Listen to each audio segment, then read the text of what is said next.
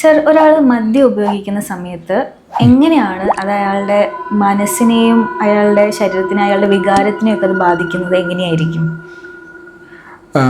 മദ്യം നമ്മൾ കഴിച്ചു കഴിഞ്ഞാൽ നേരെ ചെല്ലുന്നത് നമ്മുടെ സ്റ്റൊമക്കിലേക്കാണ്.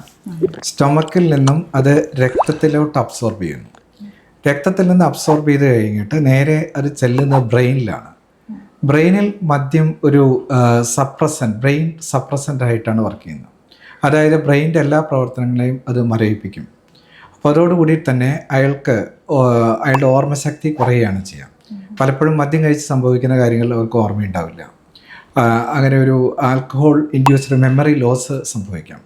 പിന്നെ അത് മൊത്തം സപ്രഷൻ ആകുമ്പം അത് നമ്മുടെ ബുദ്ധിയെ സപ്രസ് ചെയ്യുന്നു, ഓർമ്മശക്തിയെ, അറ്റൻഷൻ, കോൺസെൻട്രേഷൻ, മൊത്തം നമ്മുടെ ബിഹേവിയർ എല്ലാത്തിനെയും സപ്രസ് ചെയ്യുകയാണ് ചെയ്യുന്നത്. അപ്പോൾ അതനുസരിച്ച് നമുക്ക് നമ്മുടെ പെരുമാറ്റത്തിലും ഒരു ഡിസ്ഇൻഹിബിഷൻ വരും. അതായത് മുമ്പ് ചെയ്യാത്ത കാര്യങ്ങളെല്ലാം പലതും മദ്യം കഴിച്ചാൽ ചെയ്തു കൂട്ടാനുള്ളൊരു ടെൻഡൻസി വരും. പിന്നെ നമ്മുടെ കാൽക്കുലേഷനൊക്കെ തെറ്റിക്കും. ഉദാഹരണമായിട്ട് മദ്യം കഴിച്ച് പോകുന്ന ഒരാൾക്ക്, വണ്ടി ഓടിക്കുമ്പം അവർക്ക് ഒരു ഓട്ടോമാറ്റിക്കലി ചിലപ്പോൾ ഓവർടേക്ക് ചെയ്യാനൊക്കെ ഒരു ധൈര്യം വരും. പക്ഷേ അവർക്ക് ഓവർടേക്ക് ചെയ്യുമ്പം നമ്മുടെ വണ്ടിയുടെ സ്പീഡും ഓപ്പോസിറ്റ് വരുന്ന വണ്ടിയുടെ സ്പീഡൊക്കെ കാൽക്കുലേറ്റ് ചെയ്യാനൊക്കെ അവർക്ക് ആ കാൽക്കുലേഷൻ അവർക്ക് പിഴവ് സംഭവിക്കും.